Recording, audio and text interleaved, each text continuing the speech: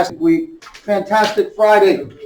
November. It's already November. November 1st, year of our Lord 2019.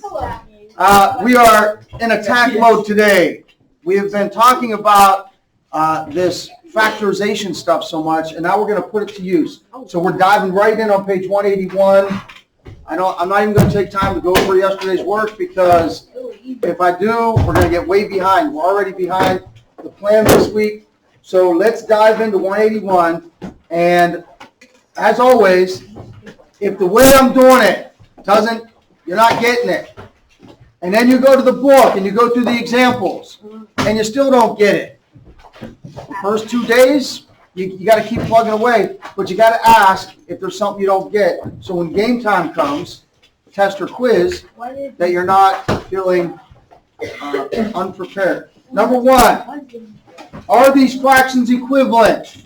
Let's go way back to your arithmetic days. There are two ways to tell for 1, 2, 3, and 4 whether the fractions are equivalent. One is, do they multiply the top and bottom by the same number? For instance, in number 1, do they multiply the 2 and the 3 by the same number? The answer is yes. They multiply them both by 2, therefore they're equivalent. Does anybody remember the other way to test to see if those fractions are equivalent? Yes? Not cross cancel. Cross multiply. My eraser. Cross multiply to see if you get the same. It's called cross products. To see if you get the same product when you multiply those two things. Where'd that marker just go? Ooh, on my hand. So we got 2/3 and 4/6. What's 4 times 3? What's 2 times 6? If that's true, if the same product, if you get the same product from both multiplying it across, then it's equivalent. Number 2, let's go faster. Are those two equivalent? You can't test it. Listen, 15 divided by 5 is 3. 25 divided by 5 is not 4. That's one way to test it. Or you can cross multiply and get 60 and 75. No. Number 3. How do you get from 15 down to 5? What's 15 divided by 3? 5. What's 18 divided by 3? 6. That's your first test. That makes you know that they're equal. If you couldn't do that, you would do 6 times 15 is 90. 5 times 18 is 90. Number 4. Are they equivalent? Yes. David? Yeah. What test did you use, David? Well, I just know 21 is a factor of 3 and 49 is a factor of 7. And you could, I feel like it's something. I guess he said it. I just know. How do you know that they're equal, Cameron? Number 4. Like 3, 7, and 21, which is 3. I don't think they are. You don't think they're equivalent? Yeah, Okay, look at the numerators. Cameron, how did they go from 21 down to 3? Did they divide by something? Okay. Now, if 49 divided by 7 is 7, then they're equivalent. You understand what I'm saying? Yeah. You can make equivalent fractions by multiplying top and bottom by the same thing or by dividing top and bottom by the same number. Everybody got that? That makes them equal. Listen, if you don't understand that, guy goes into the pizza shop. You always moan, but that's what that little joke, that ridiculous thing is all about, is knowing equivalent fractions. Got it? Cameron, if you did 7 times 21 and 49 times 3, would you expect to get the same answer? Yeah, if you don't, they're not equivalent. 147. Number 5. Now's the time to get your pencil and paper out because your homework starts now. Oh. Number 5. What? The homework. Let's go. I love It's homework that we're doing in class. So let's go. The more, listen, if you keep moaning and I got to keep repeating, then you're going to have more homework on the weekend. Number 5. After I pause for like 10 seconds, I'll ask you for the answer. So let's go. We'll get this done if you keep chugging along. 10/15. You got to write that in simplest form. Spencer, 2/3. Spencer looked at 10 and 15, and he thought the greatest common factor was 5. So he divided top and bottom by 5. Can I hear an amen? Amen. Is there anybody that needs help with that? Listen, we're starting right. This is like as basic as it gets. Raise your hand right now if you don't understand that. So you keep following me one small step at a time. And this should go. Yeah. I was raising my hand for that. Okay. What do you get for number 6? He's all ready for number 6. 16/20. Can we reduce it? Yes. What's our greatest common factor? Noah says the greatest common factor is 4. So he reduced that to 4/5. Amen? Yeah. David wants to go already go to number 7. He's got 25 over 40. Wait, David, don't say it yet. Some people are just starting it. Number 7, 25 over 40. David's figuring out that there is a common factor. Now he's trying to think of the greatest common factor. And David came up with 5, I believe. David, what is 25/40? 5/8. Everybody good so far? Yeah. Who's like really happy because, yes, I know this stuff like so easily. All right, keep going with that. Number 8, 36 over 72.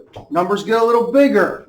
They're still, though, part of your multiplication tables that you've known since 3rd grade. So you got a 36 and a 72. Is there something you can divide them both by? Of course, 2.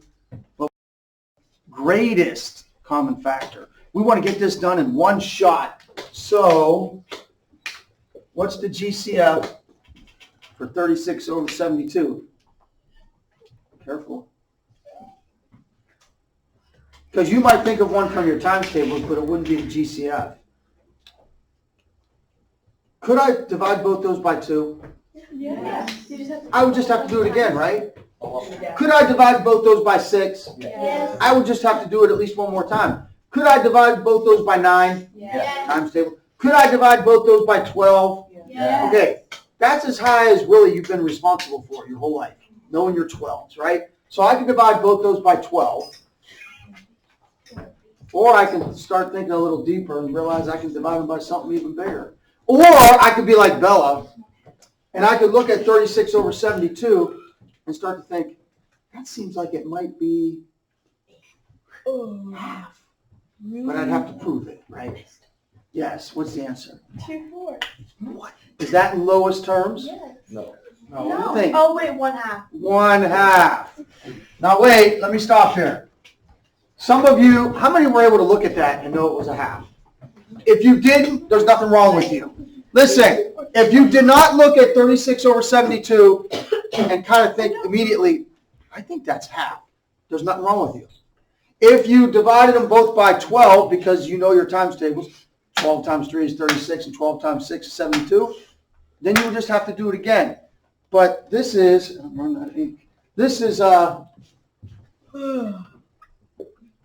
what you don't want to do. But if all else fails, you've got this in your toolbox. I always start with 2. Maybe I shouldn't because it's not in the times tables.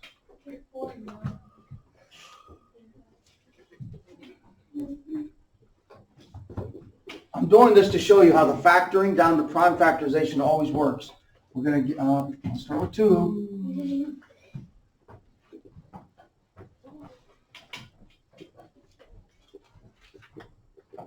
Okay, what are my common factors? How many 2s do I have over here? 2. How many I have over here? So only 2 of them are common. How many 3s over here? 2. How many 3s over here? 2. So they're common. So I got 2 times 2 times 3 times 3. How many 4s over here? How many here? 9. They're out. 6? No 6. They're out. So what's 2 times 2? 4. What's 4 times 3? 12. What's 12 times 3? 36. So I could have gotten this done in one swoop. 1/2. Make sense? Now, you didn't know your 36s. You could find that by doing the factor tree. Or you could just keep dividing. You could have started with 2 at least. You just have to do it like 6 times.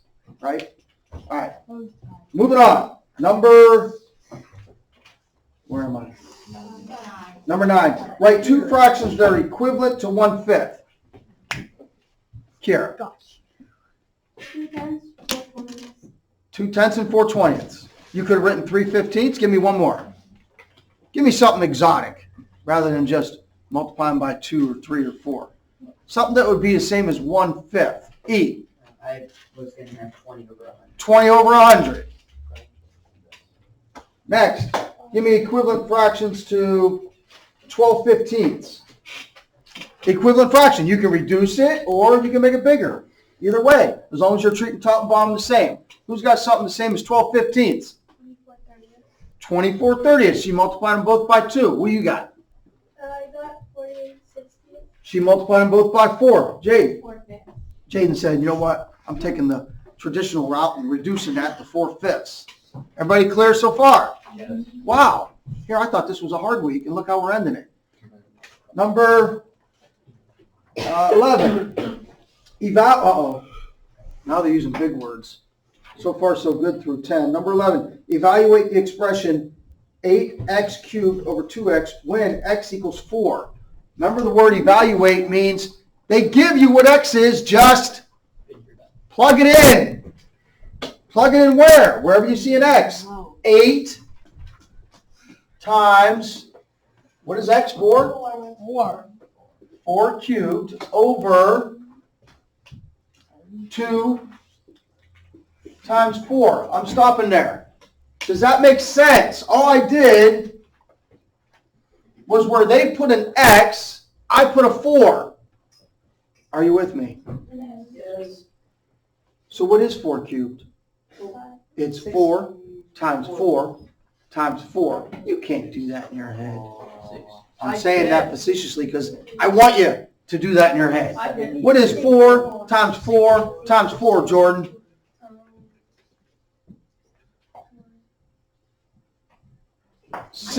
That's right. 16 times 4.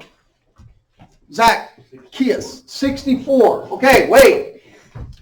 So now I got 8 times 64. 2 times 4. Wait.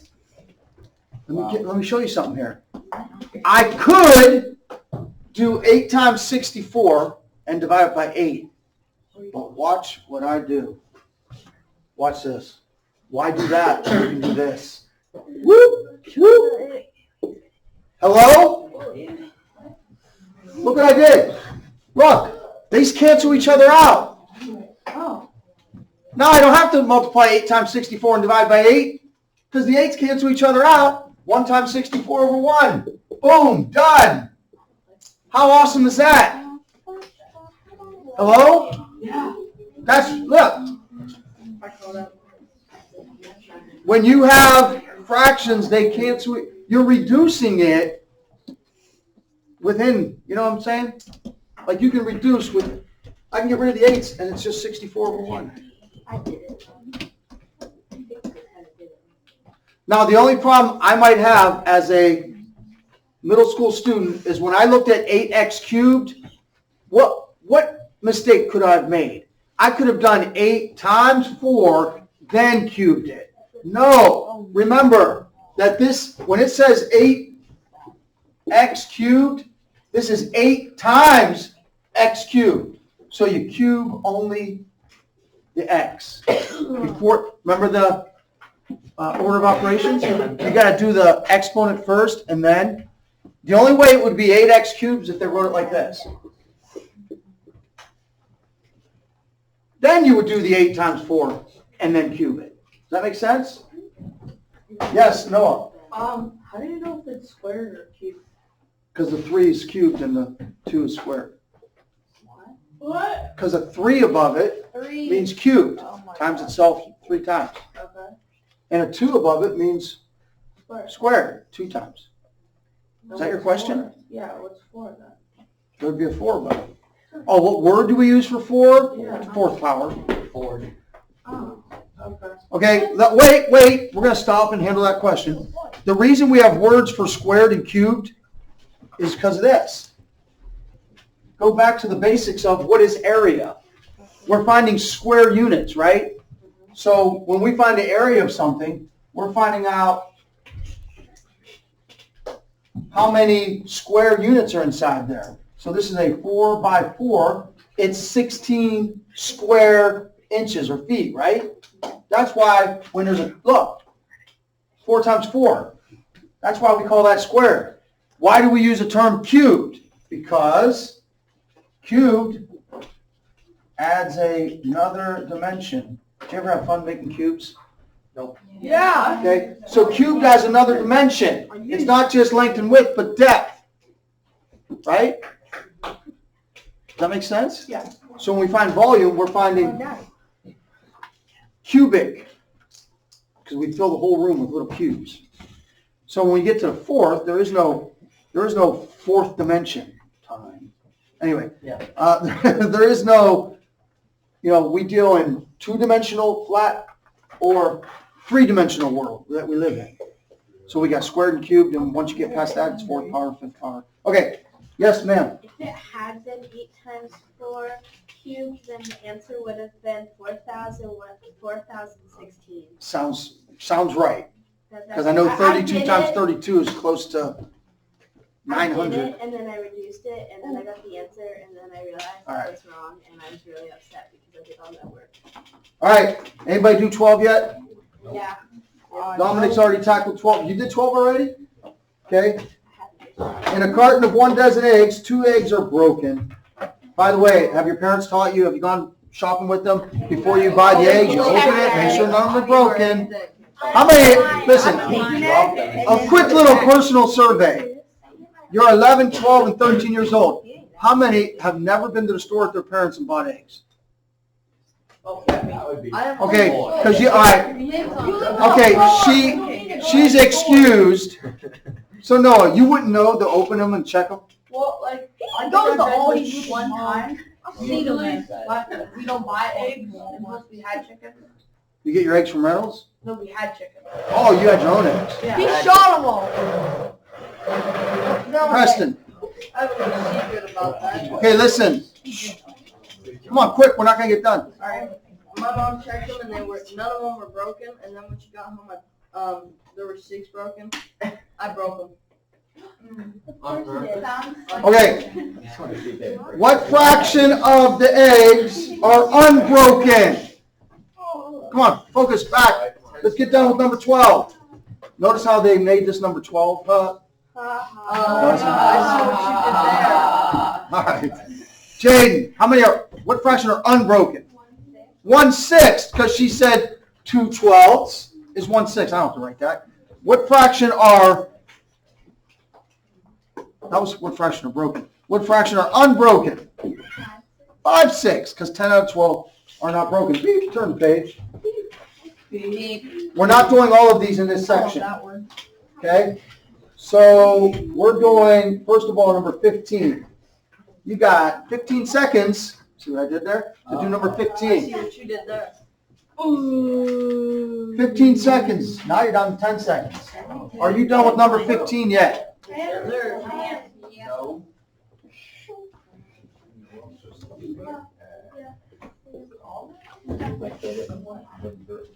Time's up.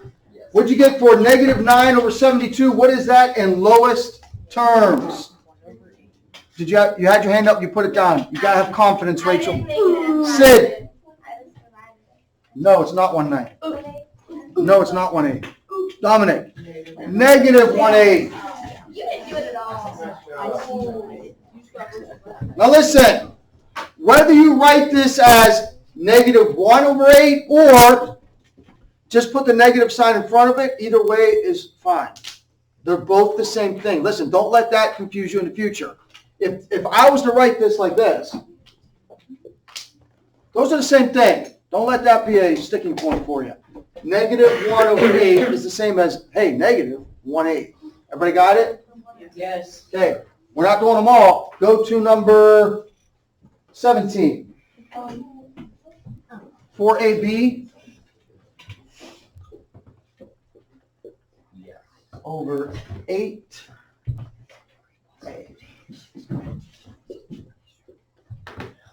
Remember what I did here. Middle school, remember what I did here. that's going to come into play. And I tried to show you this the last couple days in advance of today. Look what I can do. Bumbles bounce. Watch. Where'd I get that from? Bubble guppies. That's from Rudolph. Rudolph's going to be coming on. Yeah. Yeah. Sad. Wait. About boys. Watch. Hello. Please. See how the 8s canceled each other? Watch this, E. See an A up there and an A down there? See ya. Now wait, why am I doing that? Because A divided by A is 1. Listen, when I cross those out, I'm actually turning them into 1s, which essentially allows me to cross them out. Because 4 times 1 is 4. You understand what I'm doing here? Listen, do you understand? They turn into 1s. So I don't write, here I wrote the 1s to show you that that's what happens. I'm not going to write the 1s here. You understand that by crossing them out, what I'm really doing is turning them into 1s, which basically eliminates them. Because I don't have to write 4 times 1 is 1. I know. Or is it 4? It's 4, right? Are there any B's down here? Can't mess with the B. There's a 4 and an 8. Now just treat that like you would a normal fraction. This becomes a 1, and this becomes a 2. So what do we got? 1 times B. How do I write 1B? Do I write the 1? No. Oh, so did that. 2. The A's gone. What's 2 times 1? That's your answer to number 17. 4AB over 8A is simply B over 2. Wouldn't be wrong if you wrote 1B, but why would you? And then somebody might think you're talking about somebody's weight. Okay, see what I did there? I see what I did there. 1B looks like LB. See what you did there. Thanks, Preston. I'm 2 pounds. What number are we on? Let's go to 19. Number 19. Quarterback. Now, if you see what I did there, you'd really be something. No. I really did. Back in the day, Bernie Kosar. Have you ever even heard of Bro, Bernie yes, Kosar? I have. He's like, the only good quarterback in Brown history is Otto Graham. Kind of big. Sorry. All right, number 19. You got 19 seconds. 19 seconds.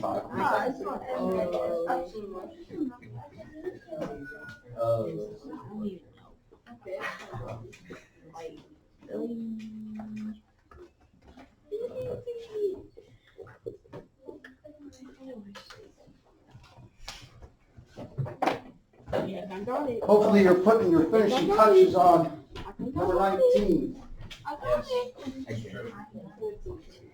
By the way, Micah, if it wasn't for one guy, the guy that you say was trash would have been in 3 Super Bowls. If it wasn't for John Elway, Bernie Kosar would have been in 3 Super Bowls. All right, ready? That's just the Brown. First, I'm going to tackle the 9 over to 30 as if there's nothing attached to them. What would 9 over 30 be reduced? The greatest common factor between 9 and 30 is? 3. So this is going to turn into a 3, and this is going to turn into a 10. I'm stopping there. Has everybody got that? Yeah. Stop. Raise your hand if you don't get it. All right. Do I have an R here and an R here? See ya. Do I have an S here and an S here? See ya. Negative 3t over.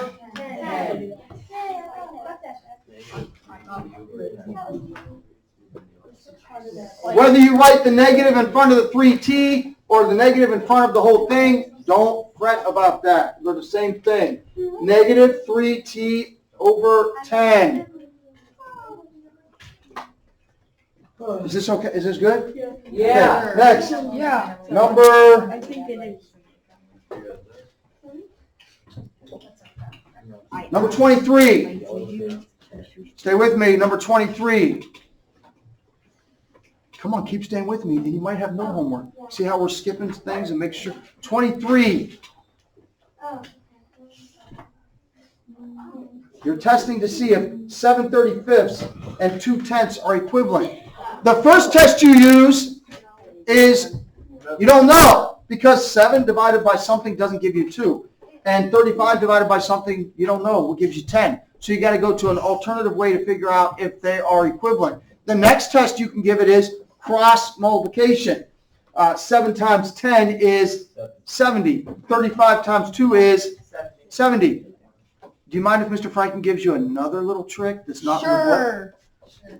Here's another little trick that's not in the book. You can try to see if they're multiplied or divided by the same number, or you can cross multiply. Watch this. When I look at 7 over 35 and 2 over 10, they can both be reduced to 1/5. You with that? And if I look at those and I see it, I can immediately see that they're both reduced to 1/5.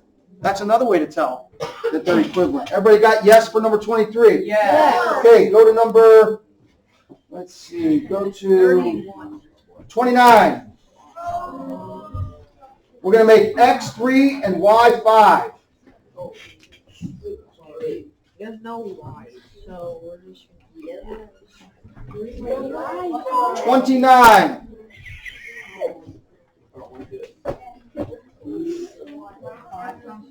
Let's go. You got 10 more minutes to stay with me and possible no homework. David, do you want the answer here or you got to use the restroom? I know the answer. Because the way you're sitting at your desk there, it's like, man, I'm really trying to make it through the class. All right. 3x over 1/3 where x is 3. So I'm going to rewrite this. 3 times 3. X is 3 over 3 cubed. That's a 9. What's 3 cubed? 27 equals 1/3. Wait, I could have done this way too. I could have written 3 cubed as 3 times 3 times 3 and done whoop, whoop, and got rid of 2 of the 3's and got 1/3.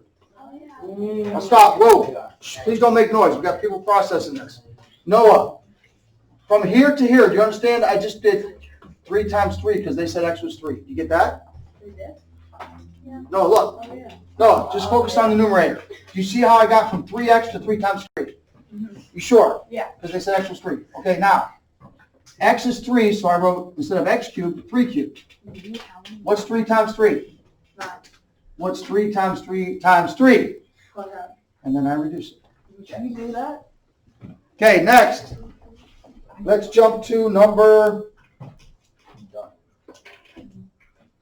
30. 30 looks like the hardest one in there. 2y squared negative 5y. Oh, the 30.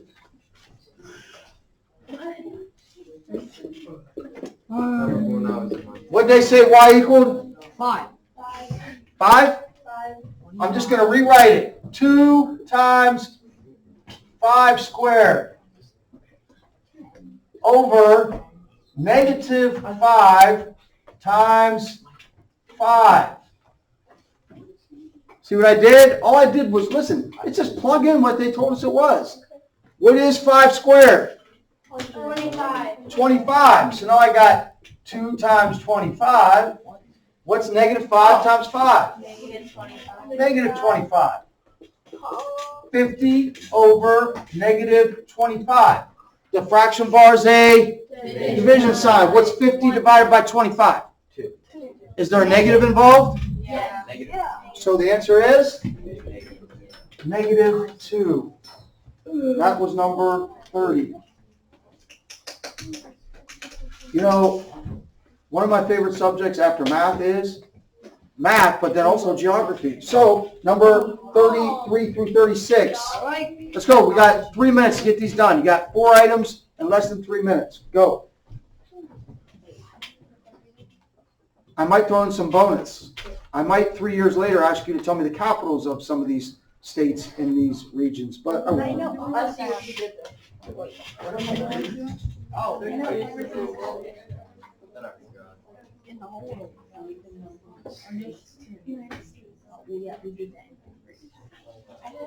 Is there anybody that needs help with knowing how many states are in these United States? Hopefully you know there's 50 states. So your denominator is going to be, I knew that. true story, good friend of mine, his niece had just graduated, and it's a It's not the worst thing in the world. It doesn't mean she's not smart. It's just people misspeak sometimes. So we were sitting there, and she's going to be a teacher, and we were talking about the number of states, and she said 52. And she was like, yes, there's 50. Attention. It was just a temporary little lapse. Maybe we were playing euchre or something, so we had to take the cards out. I don't know. But we should play. Did you ever play euchre? Yes. So, but she was like adamant for a few minutes about there being I play 52 golf. states. Really? And she was about to teach. I thought you were saying really deep. Got done with college about to teach. 50 states. Are you done? Yeah. Oh. Yeah. Yes. Play golf. How many states are in the northeast section of the United States? Typically, we call that New England. How many states up there? 9? 9 over.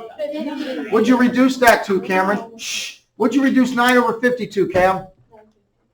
It doesn't reduce. There is no greatest common factor. How about, let's go to the Midwest where they say Ohio is. This always bugged me when I was young because I look at the map of the United States and I see us more as Mideast, but Mideast already has its own term over there in the Mideast. So they call us Midwest because at one time, we were the Midwest. At one time, Ohio was the West. You know that, right? As we moved across from sea to shining sea. So they call us the Midwest. Ohio's in this region. How many states are in this region? 12. 12 over 50. What's that reduced to? 6 over? 620. Right? No? Wait. 1250, it reduces to? Come on, Rach. Don't go anywhere. Rachel. I want you to tell me what it is, dear. Okay, 25. eight and one. You're not Rachel. Go ahead. Shh. Rachel, what'd you divide 12 by to get down to 6? 25. All right, number 35. There are 16 states in the South. 16 over 50 reduces to what, Brett?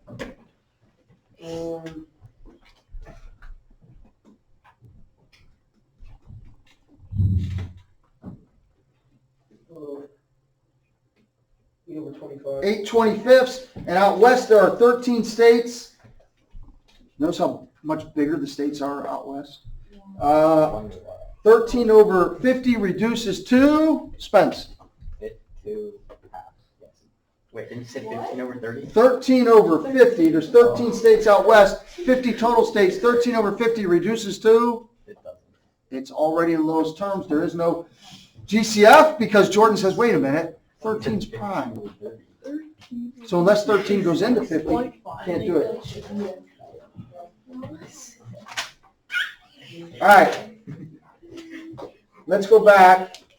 I wanted to get that covered so you actually start using it and reducing things because that's what it was all about, GCF. Let's go back to what you did for today and make sure you got, for instance, number 33 right. A lot of your work yesterday I did with you. So how many bouquets could they make in number 33? You got all these flowers, 360 tulips, 270 roses, 180 lilies. You want them all to be the exact same bouquet. How many could you make? Close. How many? Nope. 90. Because what you're looking for is the greatest common factor for those three numbers. The GCF is 90. Number 33, the answer is 90. How about number 34? Why? Any two prime numbers are always relatively prime. Why is that? Kind of like obvious, right? Because if they're relatively prime, they share no common factor, right? So the whole number is going to be prime. And number 35. They gave you the diagram. You're supposed to find out what x would equal. You want your, they did give you a diagram, right? You know, Michael, we're back on page 177. I have it. There's a diagram in my book. Is it in yours? Yes. Okay, so you've got this rectangular area, one of your, what is it, a farmer with some pens or something? Yeah. One of your pens, you want to be 144 square feet, the other 204. What's going to be the shared boundary? What does that X have to equal? Kira? No. Yes? 12. Who got 12? The answer to number 35 is, that would have to be 12. And once again, how do you find that? You got to find the GCF between 144 and 204. Ends up being 12. There. No homework. Yes, sir. You want to see that I did my homework? I'll take it, sure. Thank you, Ethan. Dina's still taking your test, right? I had it memorized. No, you I hope those are the right numbers. And she has a test next period. You'll get credit for whatever you do. She has a test next period. Just testing you, very good. What? Come on, you always never throw the football away. Wait,